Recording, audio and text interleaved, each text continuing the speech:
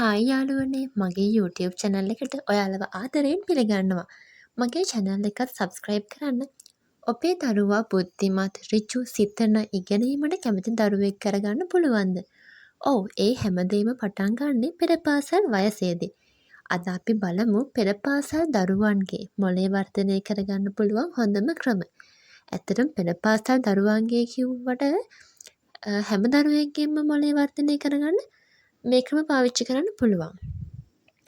කතා කරන්න. අහන්න. දරුවොත් එක්ක දිනපතා කතා කරන්න.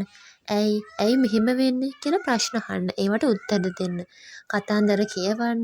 මේවායින් මොළයේ සම්බන්ධතා වේගයෙන් වැඩෙනවා. සින්දු, කවි හා රිද්ම. මෙහිදී ළමා සින්දු කියන්න, නිර්මාණාත්මකව හදන්න, අහන්න, සින්දු වලට අනුව අත්පා නටවමින් තාලයට තට්ටු කිරීමෙන් නටන්න පුළුවන්. මේකෙදි මතක ශක්තිය හා භාෂා හැකියාව වැඩි කරනවා. ක්‍රීඩා හා පසල්, බ්ලොග් ගේම්, සෝටින් ගේම්ස් කරන්නත් පුළුවන්. මේවායින් මනස ඒකාග්‍ර තබා ගැනීම, ගැටලු විසඳීම, සිතීම, අවධානය, බුද්ධිය වැඩි කරනවා. මොකද හොඳට හිතලා මැච් කරලා මේ ගේම් කරන්න ඕනෙනේ. චිත්‍ර ඇඳීම හා පාට කිරීම, කොළ අලවන එක, කොළ ගුලි කරලා අලවන එක, විවිධ පාට යොදමින් පාට කිරීම, අවශ්‍ය තැන විතරක් වටේට යවන්නේ නැතිව අවධානයෙන් පාට කරන්න, අවධානය තියාගන්න මේවා උපකාරී වෙනවා. පරිප්පුවට ආදී අලවන එක, තේ කුඩු අලවන එක, වැඩි ඉසිරීම වැනි ක්‍රියාකාරකම් ගොඩාක් තියෙනවා. ෆයින් මෝටර් ස්කිල් වන මොළේ සංවර්ධනය වෙනවා මේ වගේ.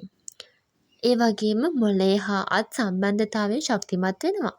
ශාරීරික ක්‍රියාකාරකම් තුළින්ද මොළේ වර්ධනය වෙනවා. දුවන්න, පනින්න, නටන්න, දුවපැන සෙල්ලම් කරන ඒවා, ක්‍රියාකාරකම් කරන ඒවයින් ශරීරය හරහා මොළේ වර්ධනය වෙනවා. හොඳ ආහාර.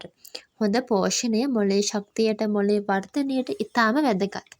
බිත්තර, මාළු, පළතුරු, එළවලු, කිරි වගේ ආහාර පෝෂණය ගැන නම් කතා කරන්න ගොඩාක් දේවල් තියෙනවා. ඒ ගැන මම තව වෙනත් වීඩියෝ එකකින් අරන් එන්නම්. හොඳ නිින්දත් මොළේ වර්ධනයට අත්‍යවශ්‍යයි. පැය 9ක් 11ක් පමණ වේලාවක් හොඳට නිදා ගන්න ඕනේ. ඒ වගේම નિયમિત වේලාවට නිදා ගැනීම අනිවාර්ය වෙනවා. නිදි මරන්න නම් හොඳම නෑ. ඒක ශරීර සෞඛ්‍යයට ගොඩාක් අහිතකරයි. නිින්දේදී මොළය හොඳින් වර්ධනය වෙනවා.